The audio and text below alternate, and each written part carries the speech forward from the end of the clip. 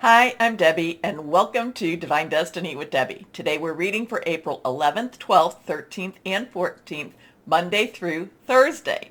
Now, I'm going to use some of my Redley Valentine decks. I am going to use my Archangel Power Tarot cards for the main reading. I will pull one from my Guardian Angel cards. I will also pull one from my Emily Anderson Crystal deck. Now, for the introduction, which this is the introduction, and I will put a timestamp so you can bypass the introduction, I will be using my traditional Waite Rider Tarot and my Osha Zen Tarot cards.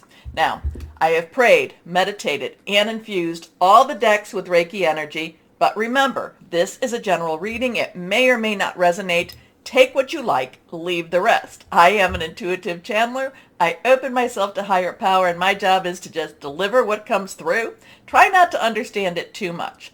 So what's going on right now? We talked about Venus into Pisces on April 5th. So kind of Venus is having some spa days, relaxing a little bit, regrouping with her romantic and her loving energies. We also have Mercury, which is the communication, the planet of communication, fast hearing news, going into Taurus, and that is on April 11th. So that starts this Monday.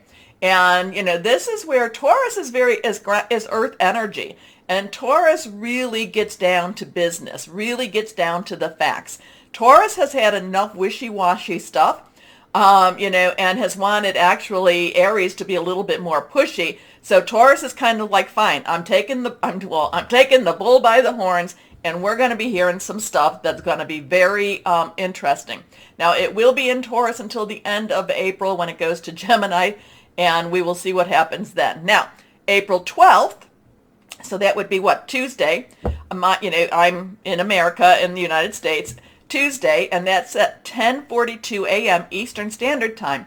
There's going to be a conjunction with Jupiter and Neptune, and it is in Pisces. Now, Jupiter is in Pisces like once every 12 years. Neptune and Jupiter meet every 13 years. However, Jupiter and Neptune together in Pisces doesn't happen. Well, it becomes a super transit. So and I told you I'd try to look a little bit more up about this. The last time this happened, it was 1856, and it will not happen again until 22 something or other. I lost basically, it's going to happen in a very long time. Okay, so anyway, we will not see it. Jupiter is about growth and good luck. Neptune, intuition and dreams. Pisces is mysticism and transformation. So it's going to be a very interesting time. Many of the people who have, that I was reading and learning about this say that it's going to be a wonderful day for good luck and for really, really putting out your intentions. Now, we are still in that waxing moon, so we are requesting. This is about you putting it out there and really wanting what you want. Now, this is also something that my earth energies do more than, and a lot of my air probably do. Make your dream board. Put your dream board together. Put it out there and, look at it. And if you can't put a dream board, then write down what it is you've been wanting, what it is you've been hoping for. Now, of course, I wouldn't be me if I didn't say, well, the last time this happened was in 1856. So to me, that's kind of like, oh yeah, we were kind of entering into some civil unrest in the United States. But, like I said, there's a lot of people, there's a lot of very good bloggers that are saying this is a wonderful day, wonderful time to make your intentions and put out your requests. Now, Mars will be entering Pisces, so it is following Venus, but it's going to be happening on April 15th. And I know that we're not into that yet, but we're leading up to that. So Mars in Pisces may be a little bit weird because Pisces, again, mysticism, transformation, and Mars is very much that Aries energy that let's get this done, or let's try to get this done, or let's be a little bit more aggressive. And then, Pisces comes along and kind of messes with Mars energy a little bit. We do enter the full moon period which will be in Libra. That'll be April 16th at 14:56 or 2:54 p.m. And then, of course, we are coming closer to when we start our Taurus season, April 19th. So lots of weird energies happening. Again, I do this 12th, 13th type with Jupiter and Neptune and in Pisces does appear to be very, very positive. We will see what we will see with this. I do think that we should definitely, because we're getting closer and closer to that full moon, definitely start putting out our intentions, our requests.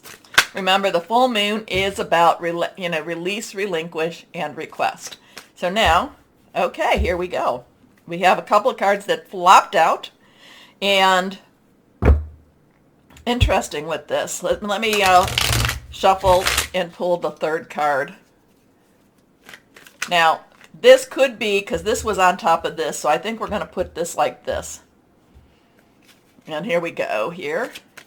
So we have the Ten of Swords. Tens are transitional energy, meaning things are moving on. It's the 1-0. And if you noticed, I put a bunch of 1-0s behind us, some binary codes, which I cannot read, but I do like the new beginnings of the ones.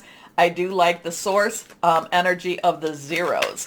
So this is sword energy. Sword is our Aquarius. We still have some Aquarius going on. It's our Gemini, and it is also our Libra, and we do have that Libra full moon coming.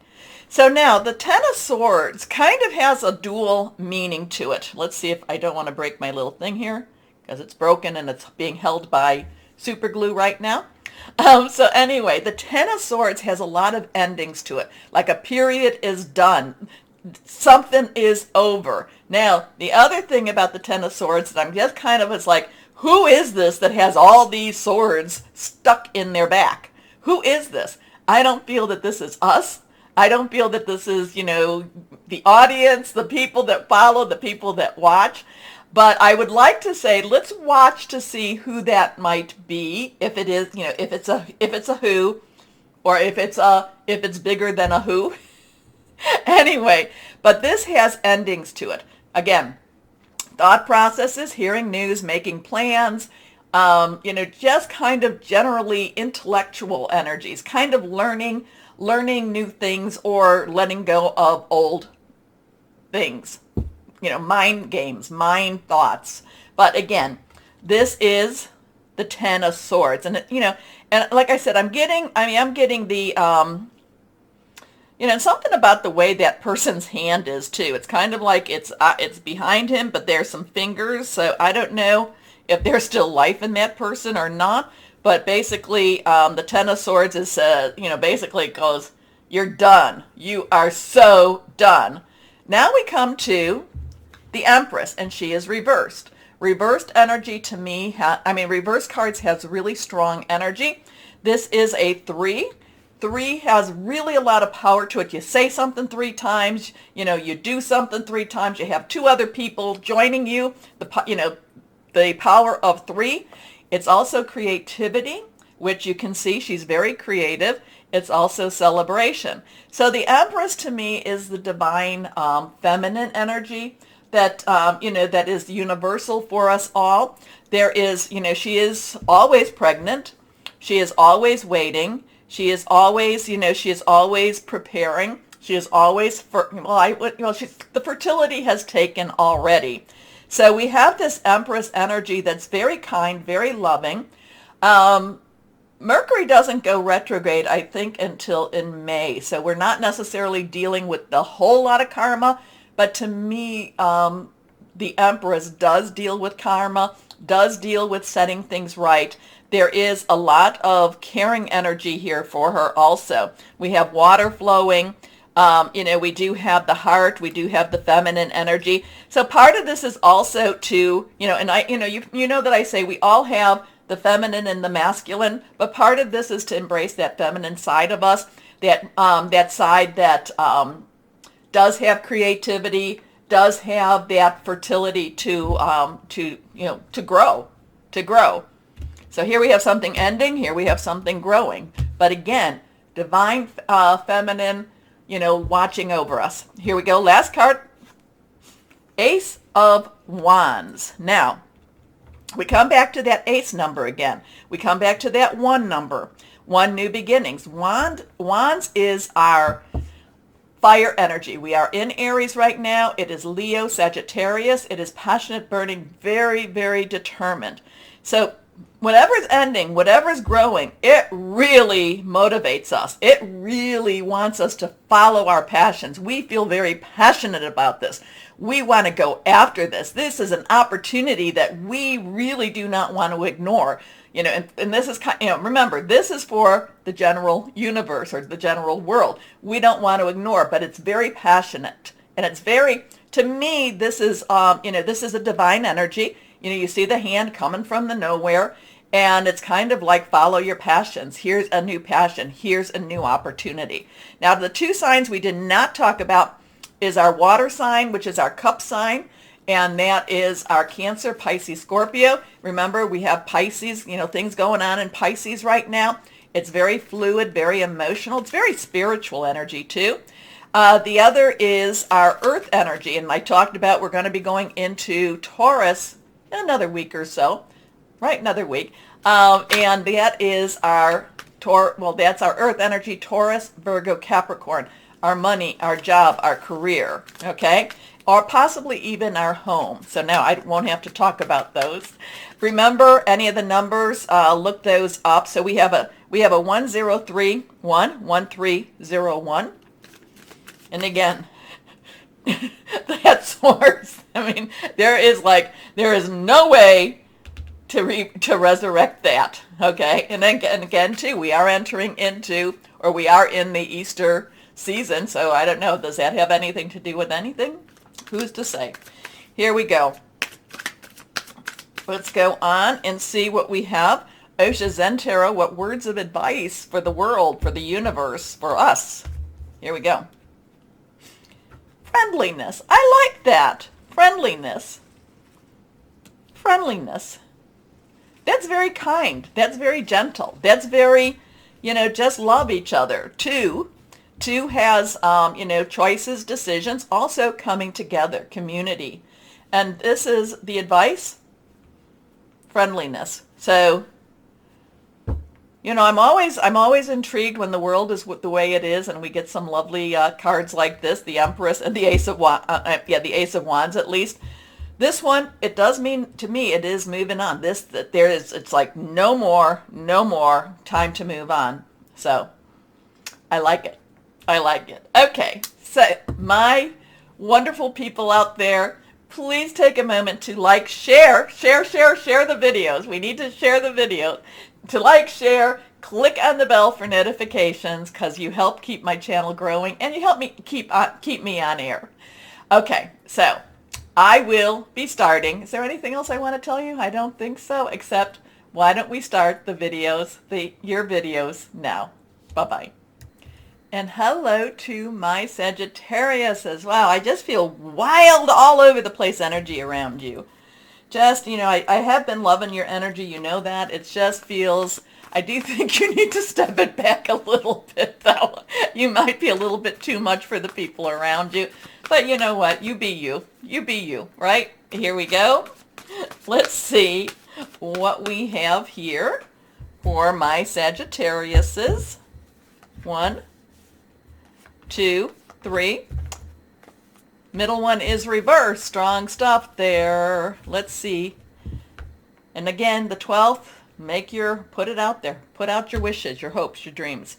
First card is the 10 of Gabriel. Whoa. Well, this kind of gives me that energy, that what I was talking about. So 10's transitional energy. It's, it's time to move on. There's a lot going on right now. Gabriel is your energy. It is fire. So it is Aries, Leo, Sagittarius, passionate, burning, determined. This is, I think, is the wild energy. There's so much going on that you just feel very scattered. And it's really hard to contain and gather. It's like a forest fire, or it's like a fire that's kind of, you're barely managing to contain it. It just feels like it's just going to, kind of just get out of control. Again, this kind of goes back to what I was talking about, is that you may be a little bit too much for the people around you, but it's because you've got so much going on. They love to come and say, hey, you busy? No, sure, here. And you're like, wait a minute, I am busy. And sometimes you can be a little bit in shell shock because you have so much going on that by the time you finish the conversation, you're like, what did I even agree to? Because you just can't get your thoughts together. You can't, figure out what are they even asking of me. So there's so much being dumped on you, thrown at you. And a lot of it too is things that you do want to do, plus all this other stuff that people keep pushing on you. All right, so ask your angels. Really, this does help. Ask higher power source for helpful people to lighten your load. Working too many hours, trying too hard to please others. Boundaries. Can we say boundaries, my Sagittariuses? It's okay to say no. Even if you love them, even if they say I love you, it's okay to say no and take care of yourself. It is okay to do that. I feel like I'm talking to my Libras, but my Sagittarius is boundaries. Boundaries. Here we go. Next card, reversed. The Four of Gabriel. Well, I love the Four of Gabriel. That's about celebration. So maybe you're getting ready for a wedding, a big party, or something that's really a big celebration type of energy, which then I can understand this. But again, boundaries. The fours have stability, organization, leadership. Gabriel, again, your energy. The thing about this is, if you are worn to the bone, how can you enjoy the celebration? Now, maybe you're working really, really hard for a promotion. Well, then there's your promotion.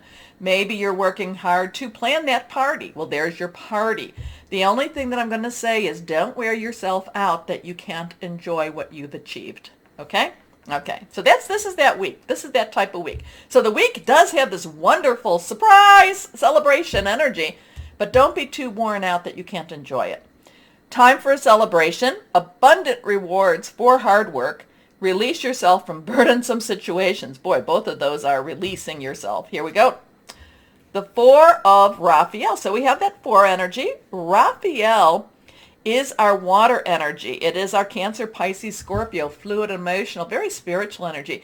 This is the Four of Cups where it's kind of like an in-between stage. So it's like not quite sure where we're fitting with this, except that there's so much that you've been doing that you're just not really, just so much that you've been, I got to get this done. I got to get this done. All this stuff. My energies are just all over the place. People just keep putting it on me, that, you miss the opportunity that's right there for you. Now, this could also be something like, there's this wonderful job. And again, I like to do the work analogies. There's this wonderful opportunity that I've been putting resumes for. They want to call me in for an interview, but I'm so darn busy at work, I just can't get out. I can't do it. Wow. Boundaries. It's all about boundaries this week for you, my Sagittariuses. Anyway, seek out other possibilities. Look for the magic in life. Be aware of your own emotions. Here we go. So you have a 1044. 4401. Sometimes you drop that zero, which, well, that's higher power source, so maybe it's not a good thing to drop it, but take a look at those numbers. See what we've got there. Okay, let's see what guardian angels have to say for my Sages. Again, it's about boundaries for you this week, and good stuff is happening, but just you'll be so tired to enjoy it. Okay. Six of Abundance. Now, I love this too because 6, number of man. Things that you have put into it. Efforts you have put into it. Abundance is our earth energy. It is our Taurus. We're going to be going into Taurus, and we have Mercury in Taurus, so there might be some good news coming that way. It's also Virgo. It's also Capricorn energy here. Earth energy, money energy, job energy, home energy. This is unexpected money. So whatever you've been working for, it should pay off. It should pay off. I want you to be able to enjoy what you work. Enjoy the fruits of your labor. How's that? Heaven opens its loving arms and pours abundance onto you. An unexpected gift is on its way. Accept it with gratitude and humility, knowing that you'll have a chance to return the generosity by giving to others in the future. Consider volunteering for a charitable organization. So there does look like there is some respite for you. And, there does look like there's, kind of a lightening of that energy. So that, again, so that maybe you don't feel like you have to, plug all the holes in the dam. If you've ever heard of the Dutch boy and puts his finger here, then he has to put his finger here, and then he has all these fingers, his toes, everything, and it's like, there's just too much.